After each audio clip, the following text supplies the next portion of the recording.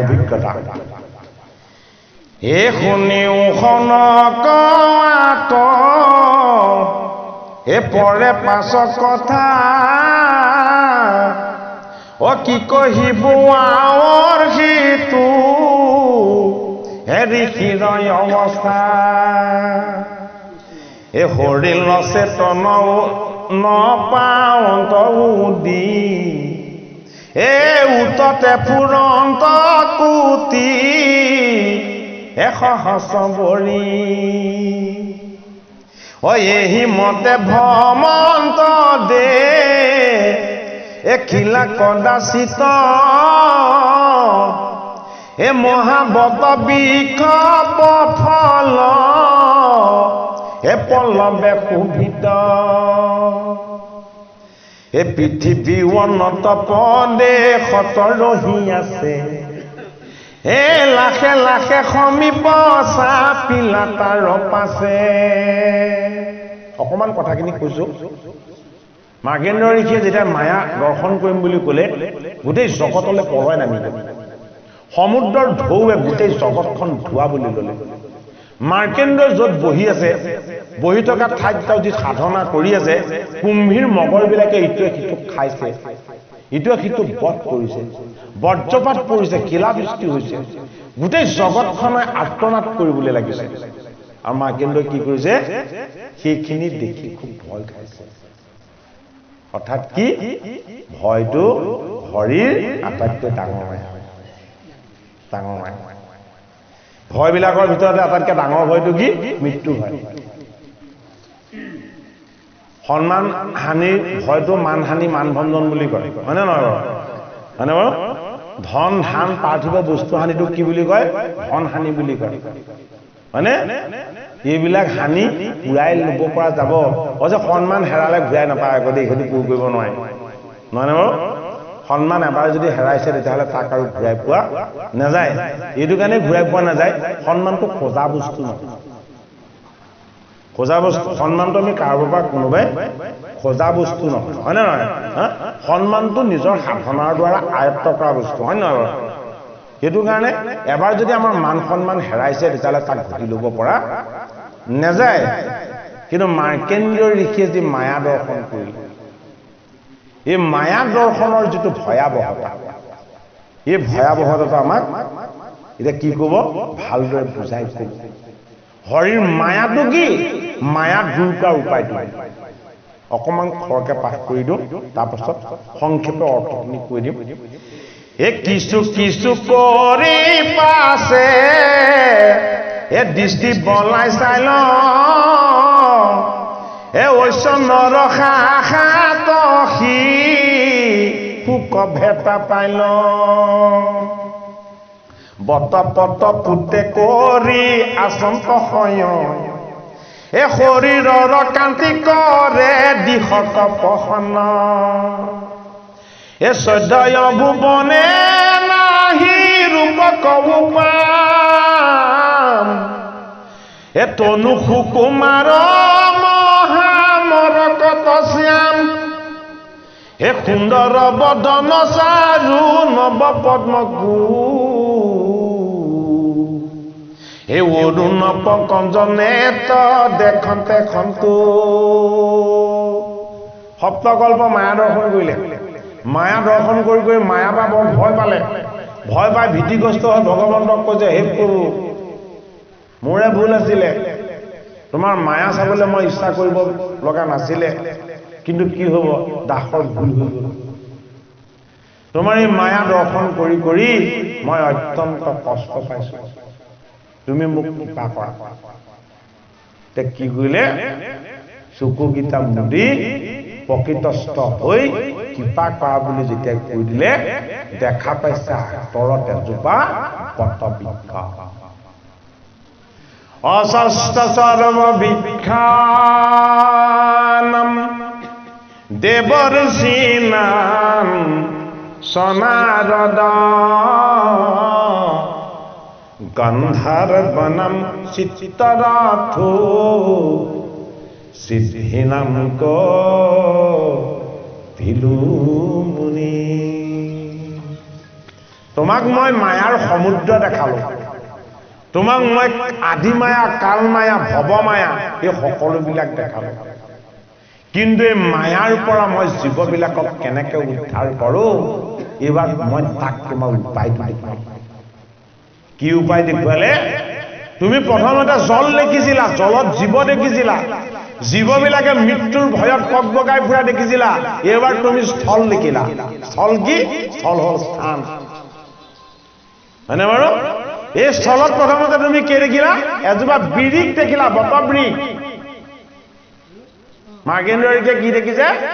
এজোপা বটবৃক্ষ দেখিছে। বটবৃক্ষৰ পাতবিলাক কেনেকুৱা? সেউজীয়া।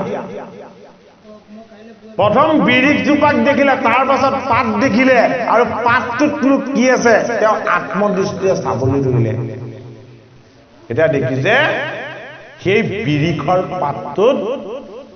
জগতৰ হৰি এটি সুন্দৰ শিশুৰ ৰূপত ললিত বলিত হৈ ইষত ইষত হাঁহি তেওঁক দৰ্শন দি আছে। মায়া দৰ্শনৰ পৰা মুক্তি পাবলৈ ওই সেউজীয়া পাতটোত ঈশ্বৰ দৰ্শন পাব লাগিব। মাৰ্কেন্দ্ৰৰ মায়া দৰ্শনৰ সেয়া হ'ল সাৰ। ঈশ্বৰ দৰ্শনৰ যিটো আনন্দ, হয়নে? এই বিৰিখজোপাত কি আছিলে? এই বিৰিখজোপাই আছিলে সংসাৰ। এই সংসাৰ ৰূপী বিৰিখত এই পাতটো কি আছিলে? এই পাতটোৱে আছিলে জীৱ, জীৱবৰ্ম। এই জীৱবৰ্মই আছিলে সেউজীয়া পাত। এই জীৱবৰ্মৰূপী সেউজীয়া পাতটোত কি দেখা পালে? শিৱক দেখা পালে, আত্মাক দেখা পালে, পৰমাত্মাক দেখা পালে। এই পৰমাত্মাক যেতিয়াই দেখা পালে মাৰ্কেন্দ্ৰৰ দুখ, যান্ত্ৰণা, কষ্ট, বিষাদ সকলোবিলাক আঁতৰ হৈ গ'ল। বোলে কি? তুমি অমৃত, তুমি ঈশ্বৰ, তুমি প্ৰাচীন পুৰুষ, তুমি অনন্য, তোমাৰ জন্ম নাই, মৃত্যু নাই, গোটেই জগতক পালন কৰি থকা হে বিষ্ণু, তুমিয়েই সত্য, শুদ্ধ আৰু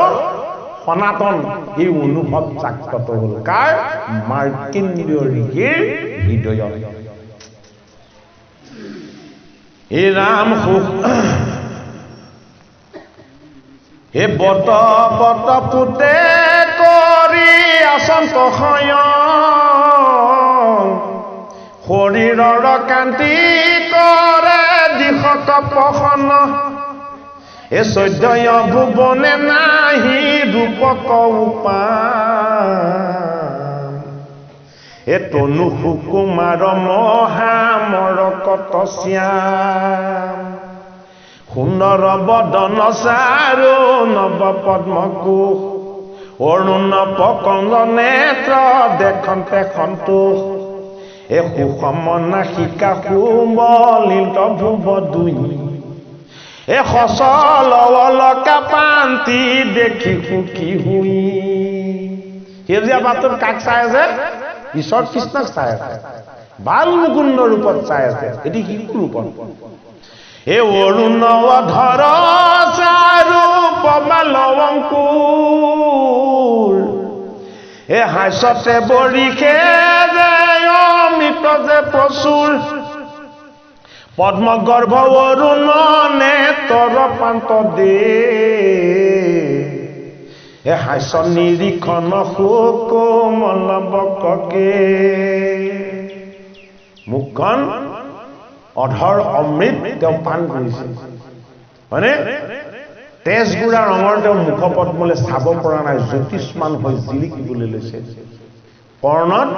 মকৰ কুণ্ডল, চৰণত নুপুৰ, আৰু কি কৰিছে? ললিত বলিত। জগতৰ হৰিয়ে তেওঁ সেউজীয়া শোভাৰে মাৰ্কেন্দ্ৰীয় ঋষিৰ হৃদয়খন পোহৰ কৰি তুলিছে। এ ৰাম তিনি ৰেখা সহিতে প্ৰকাশে কম্বু গল, এ সিংহ বন্ধ কন্দব হল বক্ষস্থল। এ শংখ পায় কৰ্ণ দুই বলয় বলিত, মনোহৰৰ দাৰিম্ব কুসুম সুশোভিত সুন্দৰ উদৰ স্বাস্থ্যৰ পত্ৰ নয়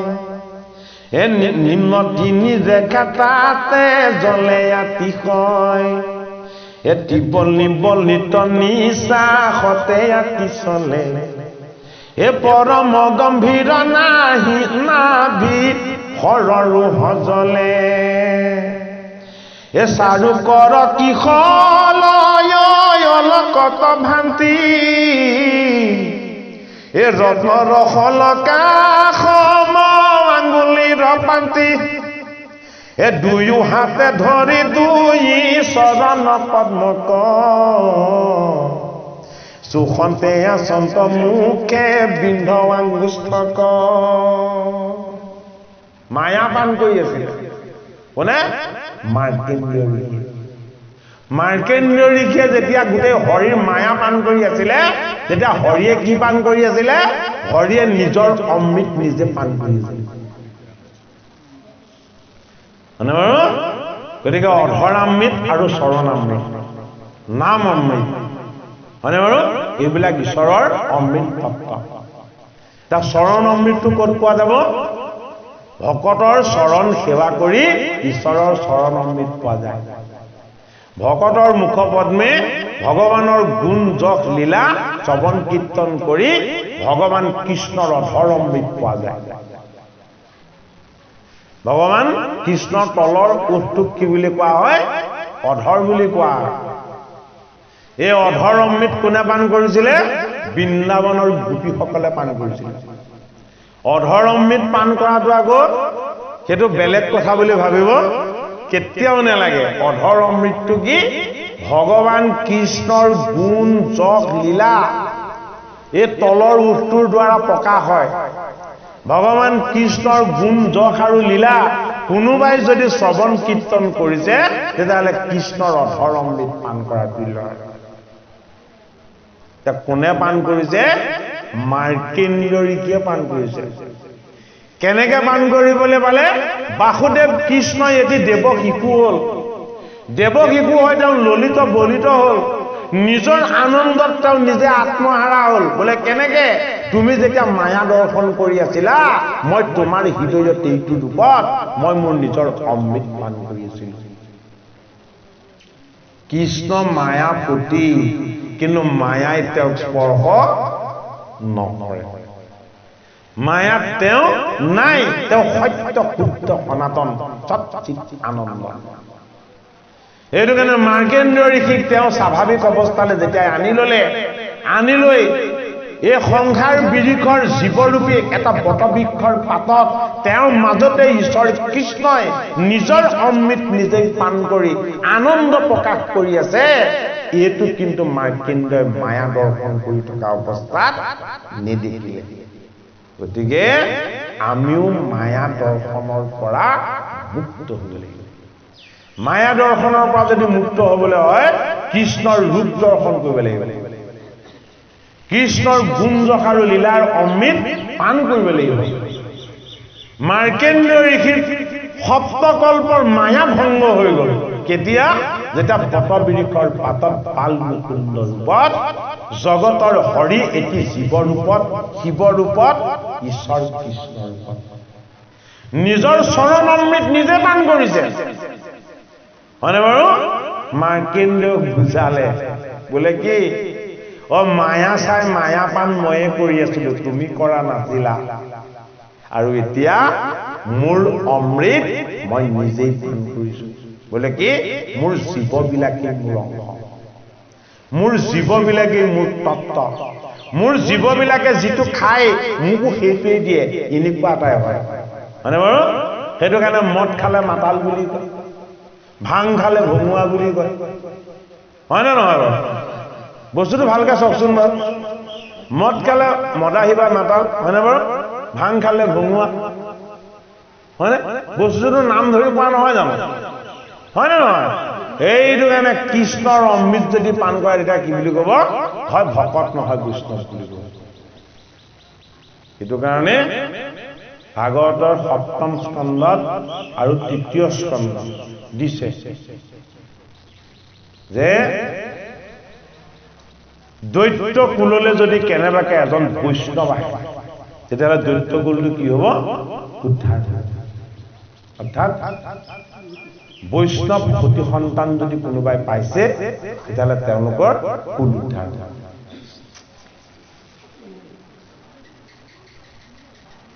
হে অৰুণধৰ চাৰু পবাল অংকুৰ এ হাস্যতে বৰিষ দে অমৃত যে প্ৰচুৰ হে ৰাম তিবলি বলিত নিশ্বাসতে আতি চলে পৰম গম্ভীৰ নাভি সৰৰু সজলে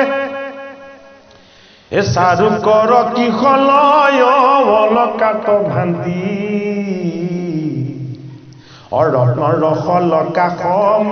আঙ্গুলিৰ পান্তি দুয়ো হাতে দুই চৰণৰ পদম চৌখন্তে আচন্ত মুখে বিন্ধ আঙ্গুষ্ঠ এ শৰীৰৰ কান্তি দূৰ কৰে অন্ধকাৰ দেখি ঋষি ৰাজা ধৈলাই আতি চমৎকাৰ এ শিশুক উৎসুকে শান্ত নয়নে নিৰেখি এ গুচিল বেদনা দুখ দিব ৰূপ দেখি যে নয়মিত কপিলে শৰীৰ শীত ভৈলৱ প্ৰফুল্লিত মন নয়ন কম শিহৰিল মহা আনন্দ হৃদয় দেখিয়া আশ্চৰ্য ৰূপ মিলিল বিস্ময় হেনয়দ ভূত শিশু নতু দেখি শুনি গয়া কেপেচো কথা ইহান্তে আপুনি মইতো পলয়ৰ জলহে দেখি আছে এই সেউজীয়া পাতটো ইমান সুন্দৰ শিশুটোৱে তাৰ চৰণৰ অমৃত নিজেই পান কৰি আছে এই শিশুটোকে গৈ সুধিছো তেওঁলোক মাৰ্কেন্দ্ৰীয়ে ভাবিছে এ হেন মনে গুণিয়াচি পাছে মহাৰিষি এ লাখে লাখে টান পাশ চপিলা হৰিষি এ পুচিপে খোজন্তে আশী নাকৰ নিচাকে এ পখিলা ভিতৰহি দি হৃদয় আকাশে কি হৈ গ'ল সেই ঈশ্বৰকনো কোন তাকে সুধিম বুলি ওচৰলৈ গৈ থাকোঁতে কি হ'ল হৰি নাকৰ নিশ্বাসত মাৰ্কেন্দ্ৰ ঋষি হৰি গৰ্ভলৈকে সোমাই গুচি গ'ল এ যেন মহনাশী কাৰ পথে প্ৰৱেশী এ সমস্ত জগত গয়া গৰ্ভতে দেখিল এ মিলিল মনত আশী পৰম বিস্ময় চকু মেলি ঋষি দহো দিশনি হলয় এটা সাধাৰণ শিশু দেখিছিলে শিশুটিয়ে তেওঁ অমৃত চৰণ অমৃত নিজে পান কৰি আছে বাল মুকুন্দৰ সেই ঈশ্বৰ ৰূপ তেওঁ দেখি তেওঁ অত্যন্ত আনন্দিত হ'ল হৰিৰ যি সপ্তকল্প দৰ্শন কৰি থকা মায়াৰ দুখ যান্ত্ৰণা আৰু কষ্ট এইবিলাকৰ পৰা মাৰ্কেন্দ্ৰ উদ্ধাৰ হ'ল আৰু উদ্ধাৰ হৈ চৰণৰ ফালে চাই প্ৰণাম কৰি তুমিনো কোন বুলি সুধো বুলি ওচৰলৈ যাওঁতেই মহাহৰিৰ নাকৰ নিশ্বাসত হৰিৰ গৰ্ভত তেওঁ প্ৰৱেশ হৈ গ'ল গমেই নাপাল হৰিয়ে কি বুজাইছে যে মোৰ গৰ্ভতে মই সকলোকে বাস কৰি আহিছো এইখন কি হিৰণ্য গৰ্ভ এই ব্ৰহ্মাণ্ডখন কি এটা শূন্য হয়নে নহয় এটা জিৰ' হয়নে নহয় শূন্যত কিবা আছে জানো শূন্যত চব উপঙিহে আছে হয়নে নহয় বাৰু এতিয়া মহাশূন্যটো কি এই মহাশূন্যটোৱে হ'ল তেওঁ গৰ্ভ য'ত গ্ৰহ নক্ষত্ৰ জগত সংসাৰ সকলোবিলাকক বিষ্ণু ৰূপত তেওঁ প্ৰতিপালন কৰি আছে এই ঈশ্বৰেই যে এই জগত সংসাৰ জীৱ ব্ৰহ্মাণ্ড সকলো এইটোক তেতিয়ালৈকে নাজানিব যেতিয়ালৈকে ঈশ্বৰে আমাক মায়াৰ সত্যাত পুৱাই ৰাখিব সেইটো কাৰণে গীতাৰ সপ্তম অধ্যায়ত ভগৱান কৃষ্ণই কৈছে যে হে অৰ্জুন অত্যন্ত জ্ঞানীজন মোৰ অতি প্ৰিয় কিয় তেওঁ মোৰ তত্ত্বটো জানে তেওঁ সদায় মোক জানিবলৈ যত্ন কৰে তেওঁ কি বুলি মোক বুজে জানা এই জগতৰ প্ৰতিটো বস্তুৱে মই বুলি জানে আৰু মই তোমাক কৈছো হে অৰ্জুন তুমি সেইজনক সদায় শ্ৰদ্ধা আৰু ভক্তি কৰিবা বোলে কিয় সেইজন মোৰ অতি প্ৰিয় মাৰ্কেণ্ডেয় এইটো প্ৰমাণ মাৰ্কেণ্ডেয় যেতিয়া এই গোটেই জগতৰ যিমান তত্ত্ব আছে সকলোবিলাক তুমি এইটো যেতিয়া অনুভৱ কৰিব পাৰিলে তোমাৰ মায়াটোৱে হ'ল মোৰ দুখ আৰু কষ্ট এইটো যেতিয়া অনুভৱ কৰিব পাৰিলে তেওঁ মায়াৰ পৰা মুক্তি পায় হে ৰাম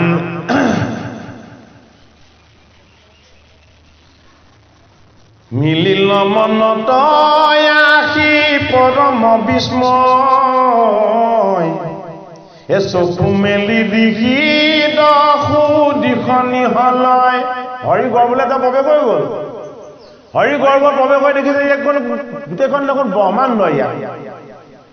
তেওঁ চকু মেলি চাৰিওফালে চাইছে হে আকাশ নখত সখী সূৰ্য খাটো স্বৰ্গ এ কিন্নৰ চাৰণ বিধানৰ দেৱ বৰ্গ এ শপত পাতাল দৈত দানৱ যতে এ আছো সাতো দ্বীপতৈতে পৃথিৱী পৈতে এ নদ নদী দিঘি সৰোবৰ বন যত সাগৰ নগৰ গাম বৰিষ পৰ্বত এ যতলতা তিন বৰ নাগ বৃক্ষ পক্ষী অমিলিল সমতৈতে সমস্তকে দেখি এ বহুবিধ কীট পশু পতংগ পৰ্যন্ত এ আছে কালতৈতে যুগ কল্পনা কৰন্ত তপ জপ জাগ যোগ যত নিত্য কৰ্ম কৰিবাক লাগি আছে বৰ্ণাশ্ৰম ধৰ্ম বহে বেদ শাস্ত্ৰ কৰে সদাচাৰ কৰে কয় বিকয় বাণিজ্য ব্যৱহাৰ যত জীৱ জন্তু ইটো সমস্তে জগত এ আছে সবে দেখন্ত শিশুৰ উদৰথ দেখিছিলে এটা সৰু শিশু নাকৰ নিশ্বাসত শিশুটিৰ গৰ্ভৰ ভিতৰলৈ মাকেন্দ্ৰ সোমাই গ'ল এইটো ধূলি বালি নিচিনাকে গৰ্ভৰ ভিতৰত সোমাই দেখিছে দেখোন তাত গ্ৰহ নক্ষত্ৰ তৰা পৃথিৱী চন্দ্ৰ সূৰ্য জীৱ জন্তু পানী সকলোবিলাকতো আছে ব্ৰাহ্মণে বেদ পঢ়িছে ক্ষত্ৰিয়ই যুদ্ধ অস্ত্ৰ শিক্ষা লৈছে বৈশ্যই বাণিজ্য কৰিছে আৰু শূদ্ৰই সেৱা কৰিছে চব চলি থকা দেখিছে এতিয়া মায়াৰ পৰা যেতিয়া তেওঁ মুক্ত হ'ল কি হ'ল হৰিৰ গৰ্ভত সকলো দেখা পালে মায়াত যেতিয়া তেওঁ ডুব গৈ আছিলে হৰিটো বাদ হৰিৰ চৰণটো বহুত আঁতৰত হয়নে হৰিৰ চিন্তনটো তেওঁ মনলৈ অহা নাছিলে হে আছে হিমালয় মহা পৰ্বত উত্তম হে পুষ্প ভদ্ৰা নদী নিজ দেখন্ত আশ্ৰম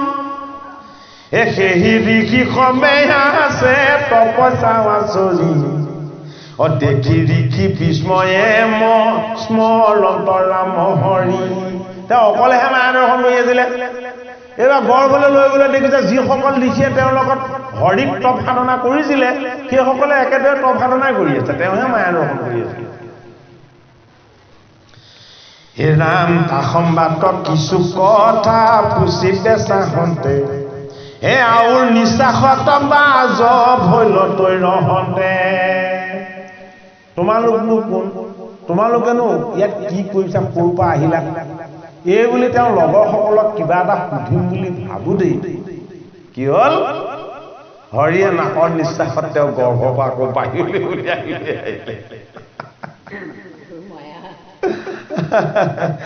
এই মতে খাতু বাৰ কৰি আয়া যা এ দেখিল খাত গোটা কল্পসী বেলা তাত কি বুজালে তোমাৰ কাৰণে বহুত সময় আছিলে মোৰ কাৰণে খন্দিকীয়া সময় বোলে কি বোলে মোৰ এটা নিশ্বাসত এটা কল্প শেষ হৈ যায় কিন্তু ব্ৰহ্মালোকত এটা কল্পত কিমানখিনি 14জন মনুৰ অন্ত পৰি যায় তাতকে বহুত বেছি সময় গুচি যায় কিন্তু ঈশ্বৰ লোকত আকৌ কি এটা নিশ্বাসত কত কল্প শেষ হয় তাৰ সীমা সংখ্যা নাই হে ৰাম মুখাহতে পক্ষী দেখে সৃষ্টি সমস্ত নিশ্বাসত বজাই দেখে দুপুৰ পলয় এ বাল মুকুন্দৰ যিটো উত্তম নাশা এ যেন ক্ষুদক মহ গোট কৰে আয়াজান এ দুনাই পৰিলত সেই পলয় জলত পুনৰপি মহাভয় মিলিল মনত ধৰে জল জন্তু লাগে উৰ্মিৰ আন্দোল এ পুনৰূপী পাইলাই আহি উৰি চলা কোন সেই বত বিষয় আহি দেখি না দুনাই এ নিহালন্ত তাকে এক দৃষ্টি কৰি চাই মাকেন্দ্ৰ খেলি মেলি লাগিলে কি খেলি মেলি লাগিলে তৎক্ষণতে তেওঁ হৰিৰ মায়াটো দেখে তৎক্ষণতে আকৌ হৰিৰ স্থান কম কি হৈছে পলয়ৰ জল আৰু মায়াই মোক আক্ৰান্ত কৰি মোক কষ্ট দিয়া দেখো আকৌ হঠাতে বাল মুকুন্দৰ ৰূপত ঈশ্বৰ কৃষ্ণকো দেখো মানে বাৰু কতবাৰ উপঙিছে কতবাৰ তল গৈছে বুলি যে কৈছে সেয়াই আমাৰ দৰে জীৱবিলাকৰ কিমান বাৰ জন্ম হৈছে কিমান বাৰ মৃত্যু হৈছে কিমান দুখ কষ্ট যন্ত্ৰণা কিমান সুখ আনন্দ অনুভূতি আমি পাইছো ইয়াৰ কোনো পৰিমিত হিচাপ আমাৰ লগত নাই এঠাইত কিন্তু তাৰ হিচাপৰ একাউণ্টটো আছে ক'ত আছে ভগৱন্ত প্ৰভুৰ ওচৰত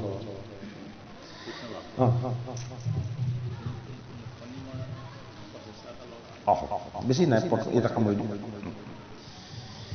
হে ৰাম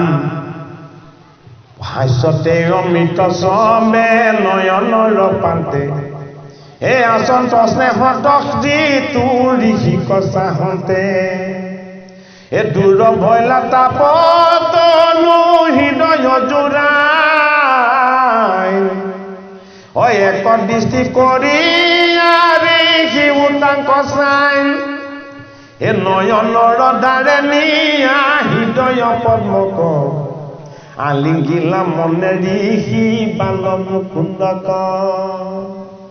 ভগৱানে কিবা কৰি কি কৰিলে তোক মায়াৰ কষ্ট নিদিওঁ আৰু হেৰৌ মাৰ্কেন্দ্ৰ মোৰ সত্য শুদ্ধ ৰূপটোকে তোক আকৌ দেখা দি দিওঁ কি কৰিলে আকৌ তেওঁ বটবৃক্ষৰ সেউজীয়া পাতটোত এটি সাধাৰণ শিশু হৈ হয়নে ভগৱত ৰূপ হৈ শিশুৰ ৰূপত বাল মুকুন্দক তেওঁ বাল মুকুন্দৰ ৰূপত তেওঁ দেখা দিলে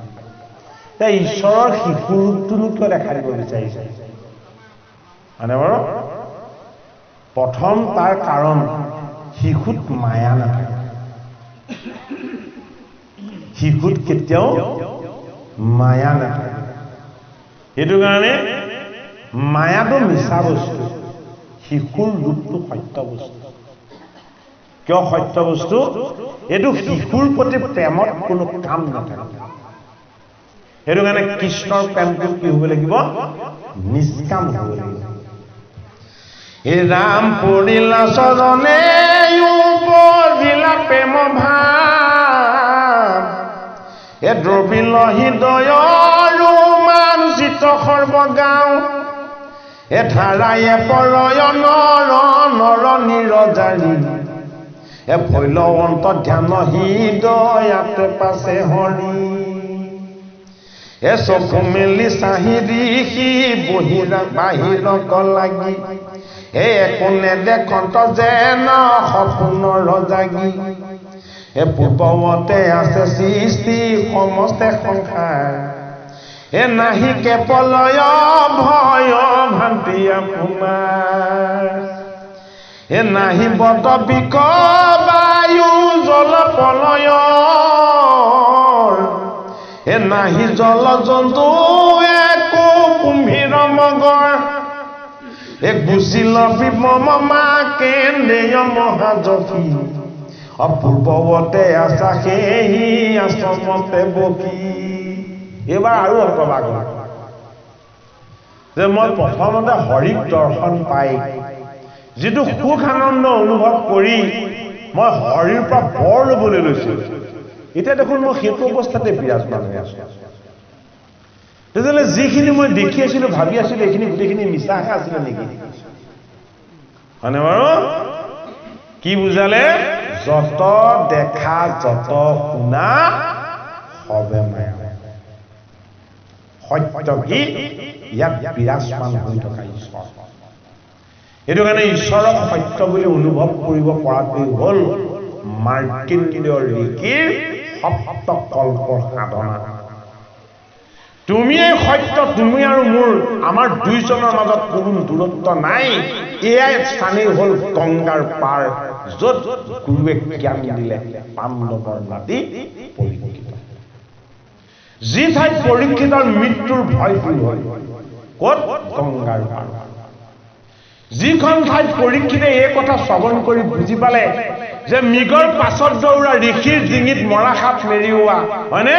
ঋষিৰ সুচিতা নষ্ট কৰা ইত্যাদি এই ভ্ৰান্তিযুক্ত কৰ্মবোৰ এইবোৰ চব হৰিৰ মায়া আছিল গংগাৰ পাৰত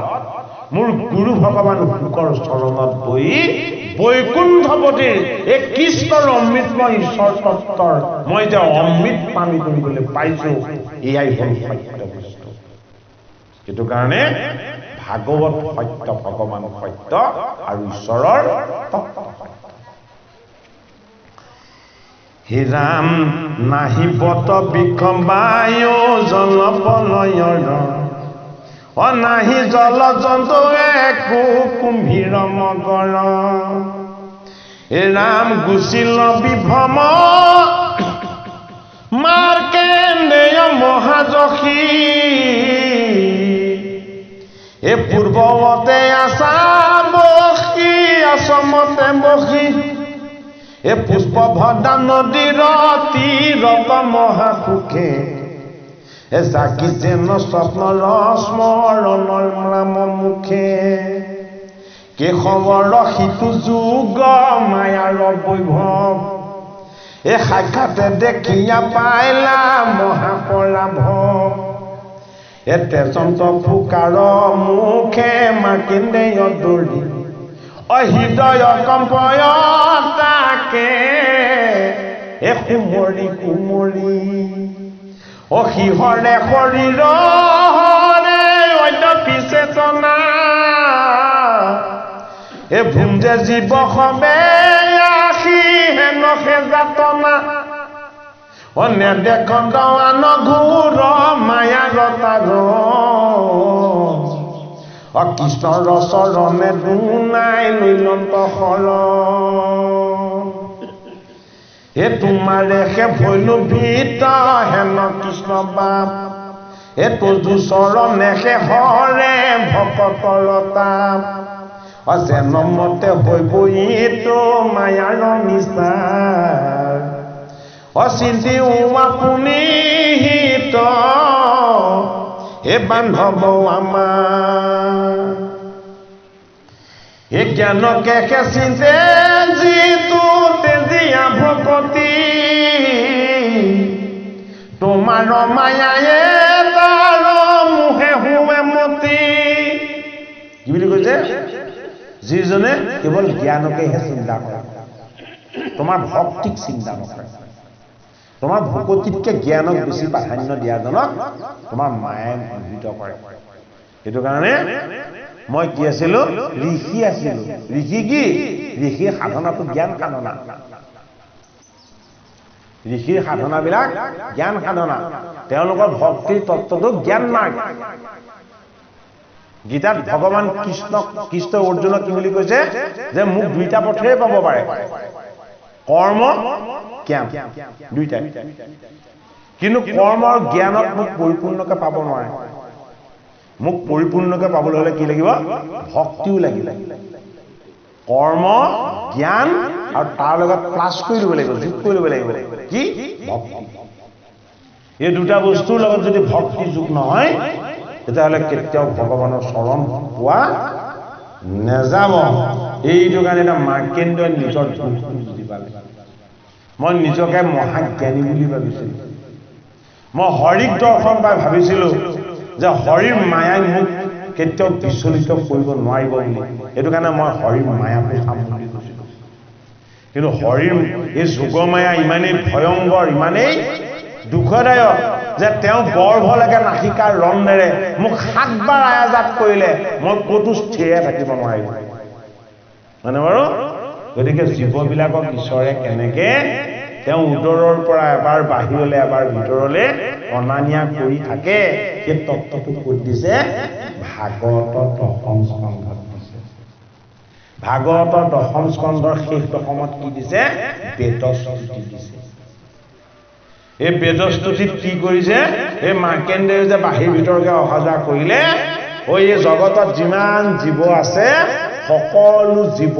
তেওঁ উদৰতে বাস কৰি আছে। এই উদৰত বাস কৰি থকা জীৱবিলাক যেতিয়া তেওঁ নাসিকাৰ ৰন্ধ্ৰেৰে বাহিৰলৈ আহিছিলে, তেতিয়া কি হয়? জীৱ ৰূপ লৈ নহয়, দেহ ৰূপ লৈ নহয়, তত্ত্ব ৰূপত। কি ৰূপত? অনুভৱ ৰূপত। দেহহীন হৈ এই শুদ্ধ জীৱ মই জগতৰ হৰিক অনন্ত কোটি কল্প স্তুতি কৰিছিল। এদিন দুদিন এৰাতি দুৰাতি হাজাৰ লক্ষ বছৰ নহয়, কোটি কোটি কল্প। এই জীৱ ব্ৰহ্মবিলাকে জগতৰ ঈশ্বৰ ব্ৰহ্মক পৰম ব্ৰহ্মক স্তুতি কৰিছিলে, আৰু সেই স্তুতিখিনিক কোৱা হ'ল কি বুলি? বেদস্তুতি বুলি। মানে যি স্তুতি কেতিয়াও শেষ নহয়, যি স্তুতি কোনোদিন শেষ নহয়, সেই স্তুতিক কোৱা হয় বেদস্তুতি বুলি। বেদ মানে জ্ঞান। জ্ঞানতকৈ শ্ৰেষ্ঠ ঈশ্বৰৰ স্তুতি, ঈশ্বৰৰ ভক্তি আৰু ঈশ্বৰৰ উপাসনা। আমি যদি ভাবিছো যে আজি কৰিছো শেষ হ'ল, নহয়। আজি কৰা ঈশ্বৰৰ শ্ৰৱণ কীৰ্তন ভক্তিগণ জন্ম জন্মান্তৰতো কেতিয়াও শেষ হ'ব নোৱাৰে, বিনাশ হ'ব নোৱাৰে। কিয়? ইয়াৰ অবিনাশী বস্তু। হে ৰাম,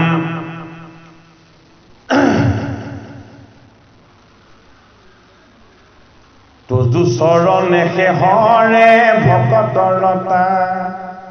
এ জনমতে হয় বৈতো মায়াৰ নিষ্ঠা, অচিন্তিও আপুনি হিত বান্ধৱ আমাৰ,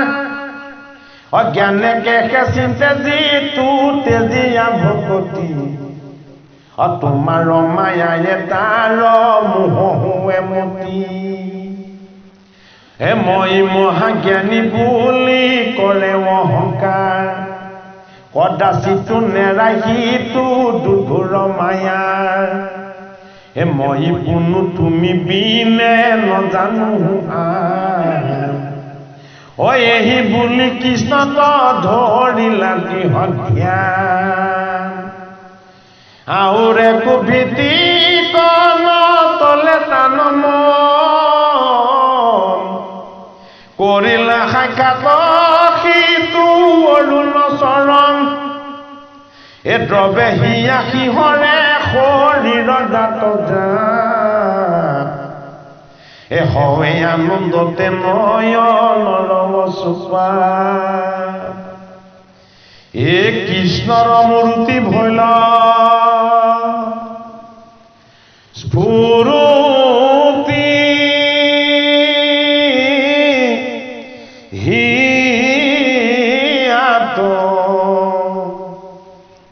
হে পৰম আনন্দ মনে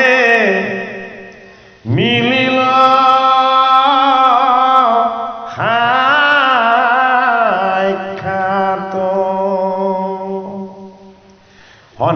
নয়নে মায়া দেখাই দিলা মহাশান্ত শিৱ ৰূপে আশী কৰাই লন্ত উপশান্ত এই শিৱৰ ঋষিৰ যেন ভৈলা সমাগম এই শুনিও শৌনক সিটো সংবাদ উত্তম সেই সময়ত পাছে পাৰ্বতী শংকৰ ৰঙে সংগে লয়া যত ভিত নিৰন্তৰ হে বিষমত চৰি নয়ো আকাশে আসন্ত হে মাৰ্কেন্দ্ৰেয় ঋষি কদ ৰত দে খিলন্ত ধ্যান ধৰি আছা ঋষি কেশৱ কমনে এই হৰক বুলন্ত গৌৰী মধুৰ বচনে দেখিও কৰিষিতো কেনে বুদ্ধিতি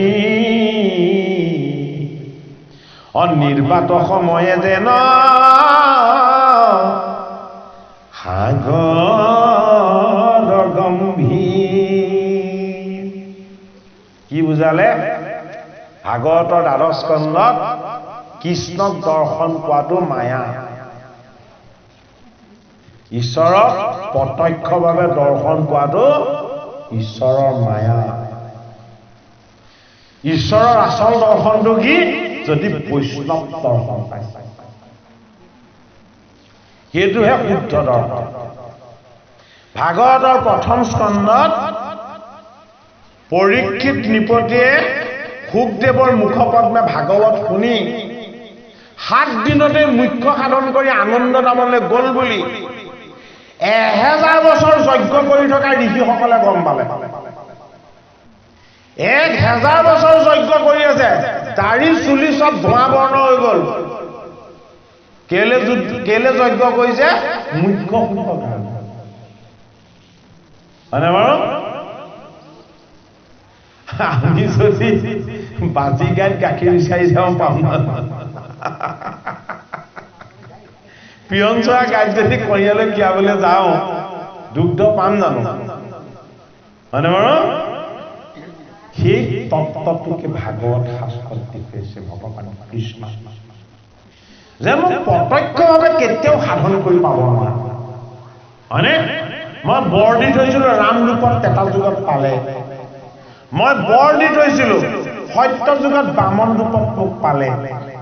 মই বৰ দি থৈছিলো দাপৰ যুগত মোক কৃষ্ণ ৰূপত পালে কিন্তু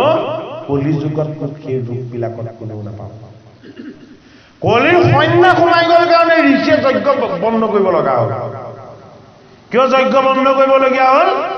যে পৰীক্ষিতে যিটো উপায়েৰে ভগৱানক পালে আমি সেইটো উপায়েৰেহে পাব পাৰিম নহ'লে অন্য পদ আমাৰ হাতত খোলা নাই সেইটো কাৰণে কোনে কৈছে কথাখিনি সৌনকে কৈছে সৌনকে বিনাইছে ফুকৰাৰ কথা যে আমাক কি কোৱা বৈষ্ণৱৰ কথা প্ৰথমতে সৌনক আদি সহস্ৰ ঋষিয়ে কৃষ্ণৰ কথা শুনিম বুলি ভাগৱত শাস্ত্ৰত নাই কোৱা ভাগৱত শাস্ত্ৰৰ এইটোৱে আটাইতকৈ ডাঙৰ বিচাৰ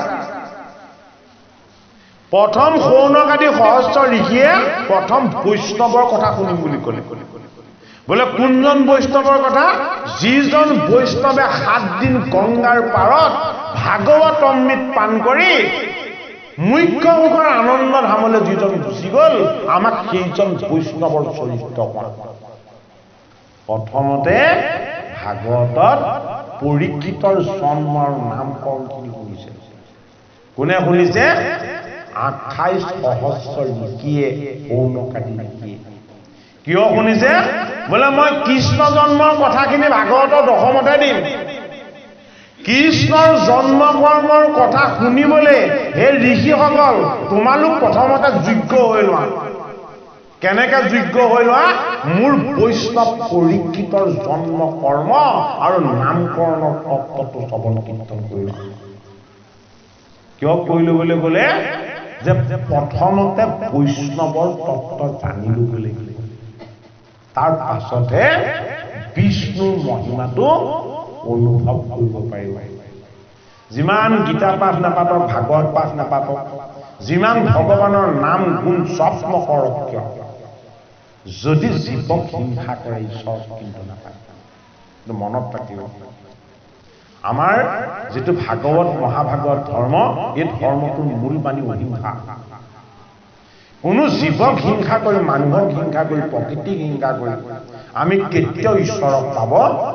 নোৱাৰো এইটো কাৰণে উদ্ধৱক ভগৱান কৃষ্ণই একাদশ স্কন্ধত উপদেশ দিছে যে এই পানীবিলাককে যি মই বুলি ভাবে এই জগতৰ প্ৰতিটো বস্তুত যি মই আছো বুলি জানি গৈছে অনুভৱ কৰিব পাৰিছে এই উদ্ধৱ যিজনৰ মনত বিষ্ণু বুদ্ধি হৈ গৈছে হয়নে ওই সেইজনে মোক খন্তেকতি পাই যায় মোক পাবলৈ সেইজনৰ বেছি সময় নেলাগে খন্তেকতে পাব এইটো কাৰণে ঋষিয়ে 1000 বছৰ যজ্ঞ কৰি ভগৱত প্ৰাপ্তি নহল পৰীক্ষিতে 7 দিন ভাগৱত শুনিয়ে ভগৱত প্ৰাপ্তি হৈ গৈছে মাৰ্কেন্দ্ৰীয় ঋষিৰ এইবাৰ মায়া দৰ্শন হ'ল তেওঁ ভগৱান কৃষ্ণক মাতি আছে কৃষ্ণক ধ্যান কৰি আছে কৃষ্ণক উপাসনা কৰি আছে এই কৃষ্ণক উপাসনা কৰি থাকোঁতে তেওঁ সন্মুখত অবাধে গতি কৰিছে কোন মহা বৈষ্ণৱ শিৱ আৰু তেওঁ ভাৰ্যা পাৰ্বতী এইটোকে বুজাইছে যে মোৰ বৈষ্ণৱ যদি শিৱ এই বৈষ্ণৱৰ ভাৰ্যা পাৰ্বতীক যদি তোমালোকে মাৰ্কেন্দ্ৰীয় ঋষিয়ে ঈশ্বৰ বুলি যদি ভাবিব নোৱাৰে তেতিয়াহ'লে তেওঁ মায়াবোৰ কেতিয়াও নকৰে সেইটো কাৰণে কৃষ্ণক চিন্তা কৰোঁতে সন্মুখত আহি কোন লৈ দিলে এই শিৱ পাৰ্বতী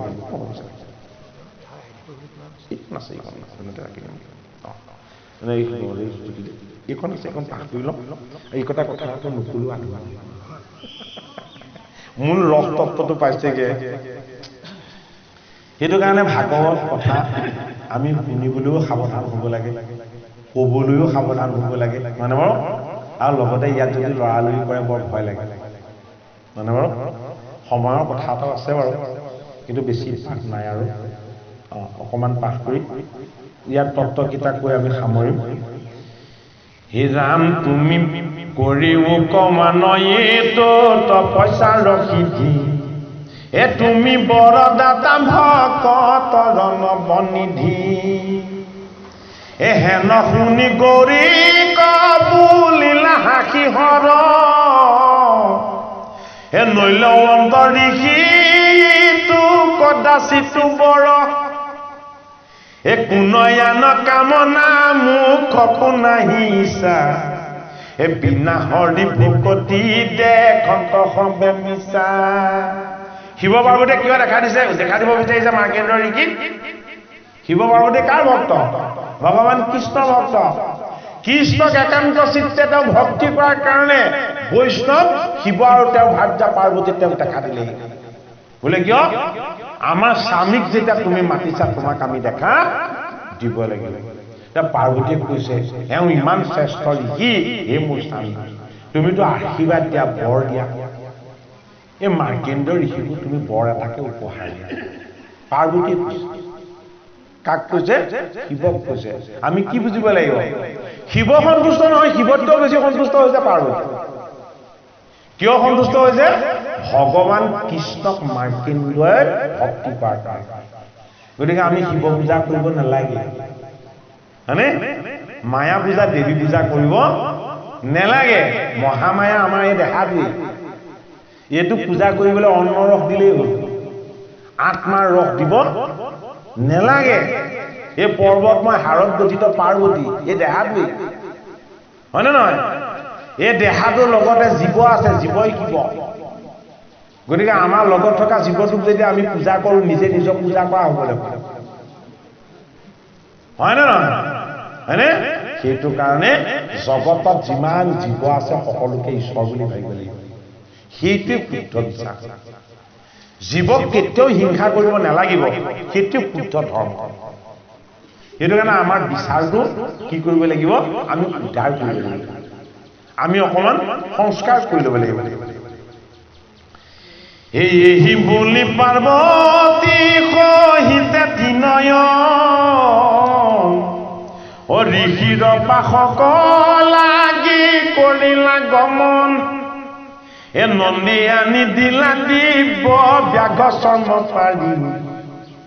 এ বহিলা পাৰ্বতী সমে তাত ত্ৰিপুৰাৰী ভিতগনে বেৰি ৰৈলা ছবিতি যোগানে এনে মেলন্ত চকু আখি চকু ঋষি আচন্ত ধিয়ানে কাৰ সন্মুখত বহি আছে মাৰ্কেণ্ডৰ ঋষিৰ সন্মুখত ব্যাঘ্ৰ আসনত শিৱ পাৰ্বতী দুইজন বিৰাজমান হৈ আছে কি কৰিবৰ কাৰণে মাৰ্কেণ্ডৰ ঋষিক দৰ্শন দিবৰ কাৰণে কিয় দৰ্শন দিব লগা হ'ল মাৰ্কেণ্ডৰ ঋষি শিৱ পাৰ্বতীয়ে পুণ্যৰ বলত হয়নে ভগৱান বিষ্ণুৱে বুজাইছে মোক দেখা পোৱাটো মায়াৰ নিচিনা মোৰ বৈষ্ণৱ শিৱ তেওঁ ভাৰ্যা পাৰ্বতী এই দুজনক যদি তুমি দেখা পোৱা হে মাৰ্কেণ্ডেয় ঐ এই দুজনেই মোৰ ভক্ত অৰ্থাৎ জীৱক ঈশ্বৰ জ্ঞান কৰিব নোৱাৰাটো আমাৰ মায়া জীৱক ঈশ্বৰ জ্ঞান কৰিব পৰাটোৱে হ'ল আমাৰ কি আমাৰ ভক্তি সেইটো কাৰণে মাৰ্কেণ্ডেয় ঋষিৰ মায়া দৰ্শন ভাগৱতৰ দ্বাদশ স্কন্ধৰ এইটো কি ভগৱন্তৰ শিৰৰ তত্ত্ব মস্তকৰ তত্ত্ব য'ত সকলোৱে আশ্ৰয় লৈ আছে সেয়াই হ'ল ভগৱন্তৰ মস্তক ভগৱন্তৰ মস্তক ভাগেই হ'ল দ্বাদশ স্কন্ধ এইটো কাৰণে দ্বাদশ স্কন্ধত কি দেখালে তেওঁ মায়া দেখালে আৰু তেওঁৰ তত্ত্ব দেখালে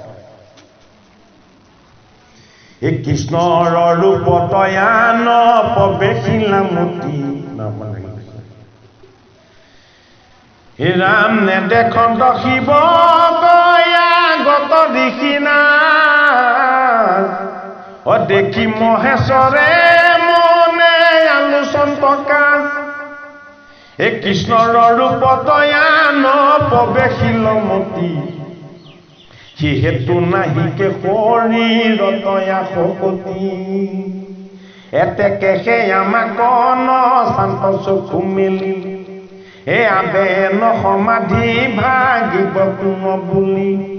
অহি বুলি মহেশ্বৰে যোগ মায়া বলে অপখিলা ঋষিৰ গয়া এ হৃদয় কমলে কি দেখুৱালে যে মই হৃদয়ত সদায় ভগৱান কৃষ্ণকে উপাসনা কৰোঁ কোনে মহাবৈষ্ণৱ শিৱই অসহস্ৰ বৰিষ মানে হে আছিলো সুযোগত ধ্যানে হে আখি তুমি পুচিলাই আমাক হে গাৱে ভস্ম জতা ধৰি হে অনেকত পইচা কৰি হে আৰু তুমি আৰাধা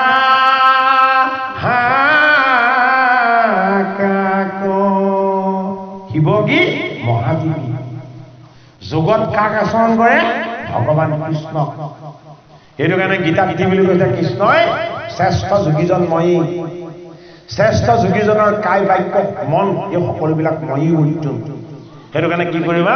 যোগত স্থিত হৈ থকা যোগীজনক তুমি মই বুলি ভাবিবা তাৰ প্ৰমাণটো ক'ত দিছে ভাগৱত দ্বাদশ স্কন্ধত দিছে যোগ সাধনাৰ বলত শিৱ কি হ'ল বৃহৎ কলেবৰৰ পৰা বায়ুৰ ৰূপলৈ গুচি গ'ল বায়ুৰ ৰূপলৈ গৈ কি কৰিলে এইবাৰ মাৰ্কেণ্ডেয় ঋষিৰ হৃদয়ত বহিছেগে মানে বাৰু ভগৱান ঈশ্বৰ প্ৰভু কৃষ্ণই বুজাইছে বোলে কি আনকহে মাতিব লাগে মোক মাতিব নালাগে তোমাৰ যদি ভাগ্য আছে মোক স্মৰণ হৈ যাব তোমাৰ যদি ভাগ্য আছে মোৰ বৈষ্ণৱক মই তোমাৰ হৃদয়ত স্থান দিম সেইটো কাৰণে বাহিৰত ৰৈ থাকিল বহুত সময় হয়নে বাহিৰটো মায়া বাহিৰটো কি বাহিৰটো মায়া ভিতৰটো কি ভিতৰটো সত্য এইটো কাৰণে বাহিৰত ৰৈ দেখা দি থকা এইবাৰ শিৱ বায়ুৰ ৰূপলৈ গ'ল বায়ুৰ ৰূপলৈ গৈ কি কৰিলে নাসিকাৰ ৰন্ধ্ৰেৰে মাৰ্কেন্দ্ৰীয় ঋষিৰ হৃদয়ত প্ৰৱেশ কৰিলে হৃদয়ত প্ৰৱেশ হৈ এবাৰ মাৰ্কেন্দ্ৰক চকাই তুলিব কি মায়া সাধনাত লাগি আছা মই সন্মুখত ৰলো মোক নেদেখিলা হয়নে বাৰু এবাৰ হৃদয়লৈ আহিছো হৃদয়তে এবাৰ চাই হে নিৰ্মল পতিক সম শৰীৰ ধৱ বিকট পিংগত বিজুলি উজ্জ্বল এ তিনি চকু টকা ভুজ গলে মুণ্ডমাল অকথিততে প্ৰকাশ কৰয় বাঘচাল এ ধনুষৰ আশী চৰ্ম পৰশু কপাল এ ত্ৰিশূল দম্বৰু কৰে আছে অক্ষমাল বিভূতি ভূষিত দেহ সপে অলংকাৰ এ ভৈলাই আশী হৃদিত দেশন্ত চমৎকাৰ কি হৈ গল ধ্যান কৰি আছিলে কৃষ্ণক দেখা পালে গলত মুণ্ডমালা হাতত দম্বৰু আৰু ত্ৰিশূল দেহত সৰ্ব পিংগল জটা ত্ৰিনেত্ৰ এই তিনিটা ৰূপত এবাৰ কাক দেখা পালে মহাবৈষ্ণৱ শিৱক দেখা পালে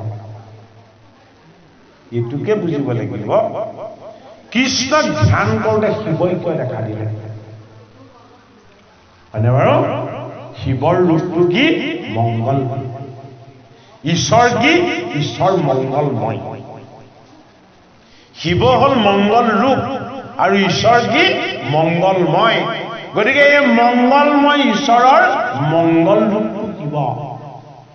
কি বুজাইছে মই আৰু শিৱৰ মাজত পাৰ্থক্য নাই অনুভৱ কৰা তুমি পূজা শিৱক কৰিব নালাগে মোকে কৰিবা বুজাইছে কিন্তু সেইটো পূজা তুমি কৃষ্ণক কৰিবা উপাসনা তুমি কৃষ্ণক কৰিবা কিন্তু কৃষ্ণৰ তত্ত্বৰূপত তুমি মূল বৈষ্ণৱ শিৱক দেখা পাবা কি জ্ঞান কৰিবলৈ গ'লে মোৰ একান্ত প্ৰতিভূ জ্ঞান সেইটো কাৰণে ঈশ্বৰ বিশ্বাসটো ঈশ্বৰ বিশ্বাসটো মোহময় মায়াময় হলে নহব ভাগৱতৰ দ্বাদশ স্কন্ধত সেইটো কাৰণে মাৰ্কেন্দ্ৰৰ কি মায়াৰ দৰ্শনত ভগৱান কৃষ্ণক ধ্যান তপস্যা কৰা স্বত্তেও এইবাৰ আহি কোনে দেখা দিলে মহাবৈষ্ণৱ শিৱই দেখা দিলে কিয় শিৱ হল অমৃত শিৱ কি শিৱ হল বৈষ্ণৱ শিৱ কিহেদি জন্ম ব্ৰহ্মাৰ ভুল মধ্যৰ পৰা জন্ম শিৱৰ ধাম কি শিৱৰ ধাম হল কৈলাশ ধাম শিৱই কি কৰে কেৱল ভগৱান কৃষ্ণক উপাসনা কৰে সেইটো কাৰণে এজন বৈষ্ণৱ ইজন বিষ্ণু পাৰ্থক্য নেদেখিব লাগিব কোনে মাৰ্কেন্দ্ৰীয় বিষ্ণু আৰু বৈষ্ণৱৰ মাজত পাৰ্থক্য নাইকিয়া হোৱাটোৱেই ঈশ্বৰৰ মায়াৰ পৰা মুক্ত হোৱাৰ এটা ডাঙৰ উপায় হে ৰাম বিভূতি ভূষিত দেহ সৰ্পে অলংকাৰ এ ভৈলাই আশী হৃদিত দেশন্ত চমৎকাৰ এ ভয়ংকৰ ঋষি দেখি ৰূপ হৃদয় ইটো পুন বুলি ভৈল বিস্ময় মনত এ কৰে উচপি চাচিত কৃষ্ণ কনে দেখি ভাগিল সমাধি মেলি লন্ত দুই আখি পাৰ্বতী কহিতে হৰ মাচন্ত তথা দুইকু দেখি লন্ত ঋষি আগতে সাক্ষাৎ এ তলুকৰ গুৰু আখি মূৰ ভৈলা ঠাই এ কৰিলা প্ৰণাম পৰি দুনাই দুনাই মাগেন্দ্ৰ মায়া হৈ গ'ল কি কৰিলে শিৱ পাৰ্বতীক প্ৰদক্ষিণ কৰি কৰি দুনাই দুনাই সেৱা কৰিছে কিয় সেৱা কৰিছে মোৰ ধ্যান কৃষ্ণ আছিলে কিন্তু দৰ্শন তুমি হ'ব লাগিব মোৰ ধ্যান আৰু উপাসনাটো কৃষ্ণ কিন্তু দৰ্শন তুমি বোলে কিয় বৈষ্ণৱ দৰ্শন আৰু বিষ্ণু দৰ্শনৰ মাজত মই পাৰ্থক্য নাই বুলি ভাবিব লাগিব বৈষ্ণৱ দৰ্শন আৰু বিষ্ণু দৰ্শন কি শ্ৰেষ্ঠ? বৈষ্ণৱ দৰ্শনটো শ্ৰেষ্ঠ। ক'ত দেখুৱাইছে? ভাগৱত শাস্ত্ৰত দেখুৱাইছে। বিষ্ণুক দৰ্শনতকৈও বৈষ্ণৱ দৰ্শন ভাগৱতত শ্ৰেষ্ঠ কৰি দেখুওৱা হৈছে। বৈষ্ণৱ দৰ্শন বিষ্ণু দৰ্শনৰ পুণ্যৰ লগত হয়নে এক তত্ত্ব বুলি ভাগৱত শাস্ত্ৰত দেখুৱাইছে। কিয়?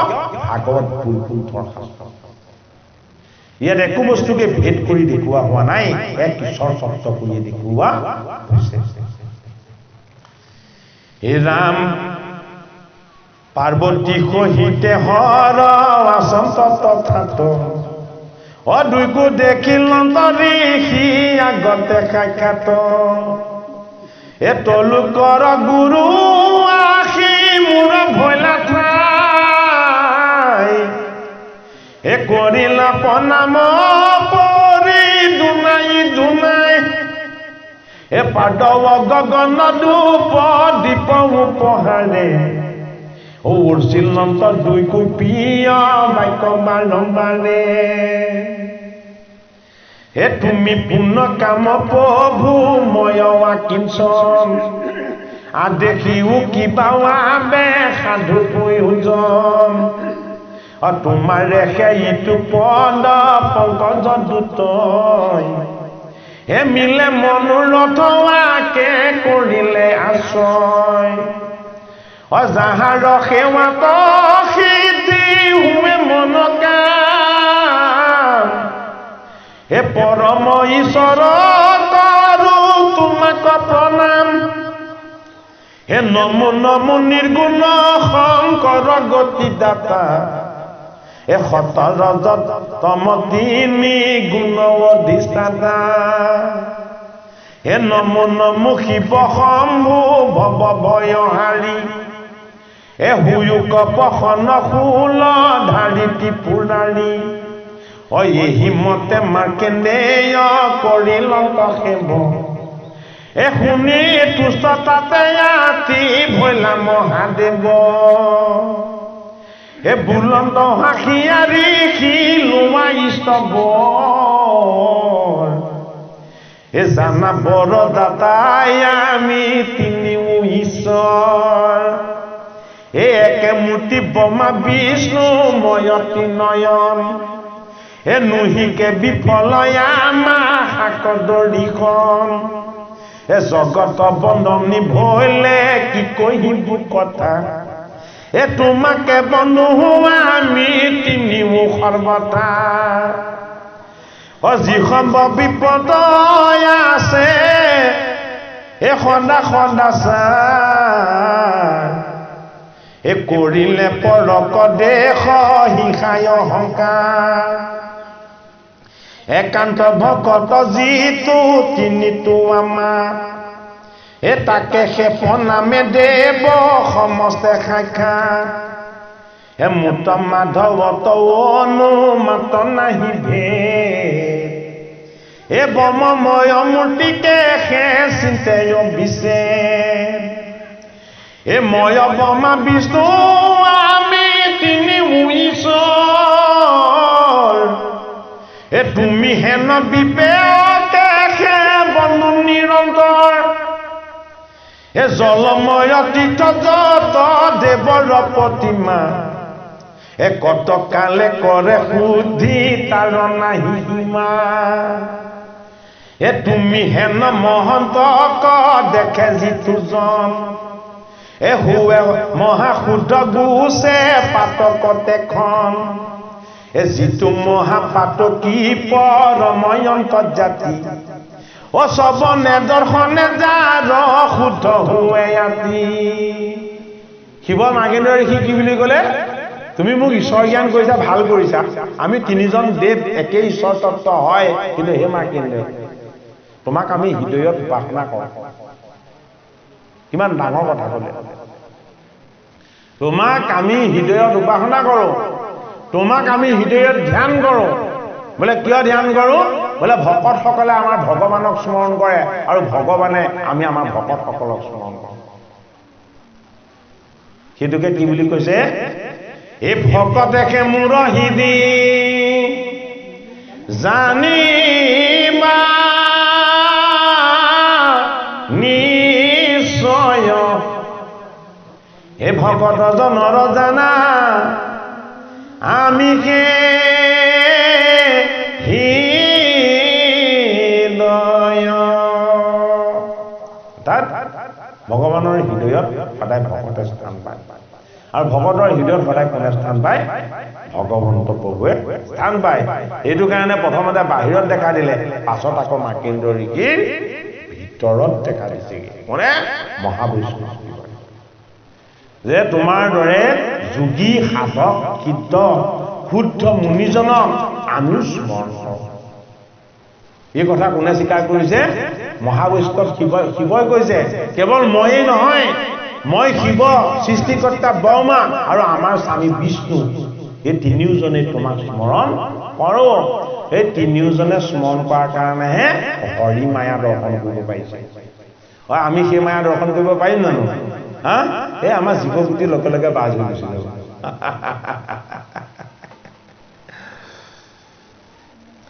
হে ৰাম কতক তুমি হেন মহন্তক দেখে যিটো জন হুৱে মহা শুদ্ধ গুছে পাতে কতে খন কি বুলি কৈছে যে আমাক দেখা পোৱাটোৱে শুদ্ধ নহয় হে মুনি মাৰ্কেন্দ্ৰ তোমাৰ দৰে মহন্তজনক দেখা পালেও বহুত পুণ্য ভাগ তোমাৰ দৰে মুনিজনক দেখা পোৱাটো পৰম ভাগ্য হয়নে বাৰু সেইটো কাৰণে ভাগৱত শাস্ত্ৰত কি দেখুৱাইছে যে বৈষ্ণৱৰ চৰণ সেৱা কৰি বিষ্ণুৰ আশীৰ্বাদ লোৱাটো অতি পুণ্য হে যিটো মহাপাৰ পৰম যিটো মহাপাতকী পৰময়ন্ত জাতি এ সবনে দৰ্শনে যাৰ শুদ্ধ হোমেয়াতি এ হেন ভকতক যিটো এ কৰে সমাখন তাহাৰ নিশিজে জানা কোনো প্ৰয়োজন এ তুমি মহামহন্তক কৰি লোৱা লাভ কায় বাক্য মনৰ গুচিল যত পাপ আজিৰ দিৱস ভয় লয় আমাৰ সফল আমাৰ কৰিলা ঋষিক শিৱে বাক্যে শতকাৰ এ হৰৰ বচন ছয় অমিত সমান এ কৰ্ণ ভৰি ঋষিও কৰিলা তাক পাৰ বিষ্ণুৰ মায়াত পাইলা যত মহাকেশ এ মহেশৰ আলাপত গুচিল নিশেষ কি কৰিলে সপ্তকল্প হৰিৰ মায়া চাই যিটো দুখ পাইছিলে মহাবৈষ্ণৱ শিৱৰ লগত অকণমান আলাপ কৰি দিলত সকলো দুখ শেষ হৈ গ'ল এয়াই হ'ল সৎসংগৰ মহিমা সামৰণি পৰিছে আৰু দেই উপদেশ পাইছো এ শুনা সমাসদ পদ মহাভাগৱত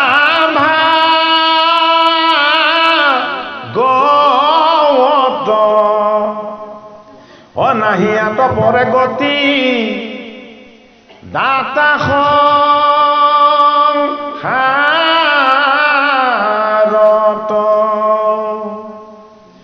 কৃষ্ণ কথা শ্ৰৱণে কীৰ্তনে পাপ দহে এ কলিৰ পৰম ধৰ্ম শাস্তে কহে মলমতি লোকৰ নাহিকে জ্ঞান গতি জানিয়া যতনে কৰা কৃষ্ণ ভকতি হে নপাই বাসুহিত দেৱ কৃষ্ণৰ সমান স্মৰণতে কৰন্ত পাপৰ পৰিত্ৰাণ হে প্ৰাণ কৃষ্ণ প্ৰভু মণি তুলাচা এ পণি পাতে তোমাকে হে কৰো নমস্কাৰ এ কতনো সহিব বাপ মায়াৰ নিগ্ৰহ হে অদ্যপিও পাপিতনো পূজে অনুগ্ৰহ তোমাৰ ৰূপ কমনে হৃদয়ত ধৰি এ কানি কণ্ঠাও কুঢ়িয়া তোমাৰ নাম স্মৰি এ ভমু ভকতৰ সংগে হুয়া ভিক্ষাহাৰী এতেকে কৰোণা মোক কৰিও মুৰাৰী নভল ভকতি নচাৰিলে মোহ মায়া জৰা ৰোগে পীৰে পৰে কেতিখনে কায়া হে কৰো কৃষ্ণ কাতৰ ৰিও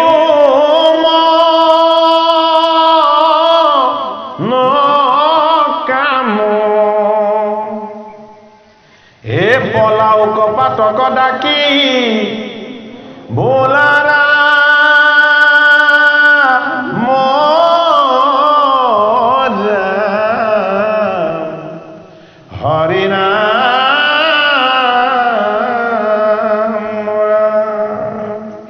কিবা ল'বা আপোনাৰ সমস্ত দোহাই নাই এ নভৈল ভকতি নচা ৰিলে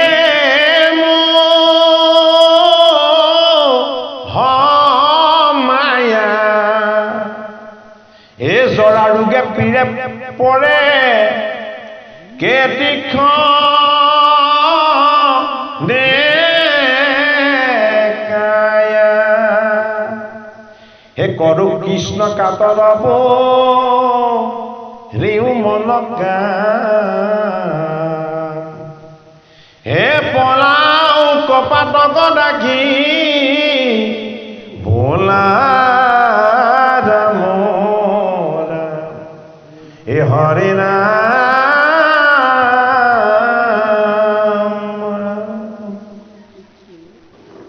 28 সহস্ৰ ঋষি সৌনক আদি সহস্ৰ ঋষি নৈমিষ ক্ষেত্ৰত মাৰ্কণ্ডেয় ঋষিৰ মায়া দৰ্শনৰ কথাখিনি শুনিয়ে কৈ আছে হয়নে বাৰু কিয় কৈছিলে 28 সহস্ৰ ঋষিয়ে কৈছিলে আমি বৈষ্ণৱৰ কথা শ্ৰৱণ কৰিম বুলি বৈষ্ণৱৰ কথা শ্ৰৱণ কৰিম বুলি তেওঁলোকে মনত সংকল্প লৈ যি ভাগৱত অমৃত পান কৰি মহাবৈষ্ণৱ পৰীক্ষিতে মুখ্য সাধনৰ আনন্দ লাভ কৰিলে সেইজন পৰীক্ষিতৰ জন্ম নামকৰণ আদি তত্ত্ব এইসকল ঋষিয়ে পান কৰাৰ পাছত ভাগৱতৰ দ্বাদশ স্কন্ধত মাৰ্কণ্ডেয় ঋষিৰ মায়া দৰ্শনৰ তত্ত্ব অমৃত পান কৰিলে মানে বাৰু আমাক এটাই বুজালে যে কৃষ্ণৰ কথা বিষ্ণুৰ কথা বৈষ্ণৱৰ কথা এই কথাই আমাৰ জন্ম জন্মান্তৰৰ পাতেকক খণ্ডন কৰিব পাৰে আৰু ভাগৱত কথাই সকলো পাপকে কি কৰিব পাৰে সংহাৰ কৰিব পাৰে কৃষ্ণ হৰি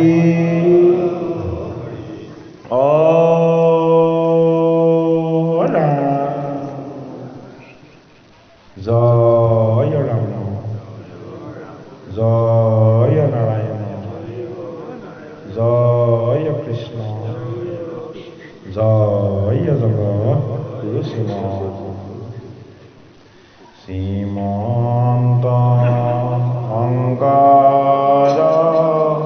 হৰি ভকতৰ জানা যে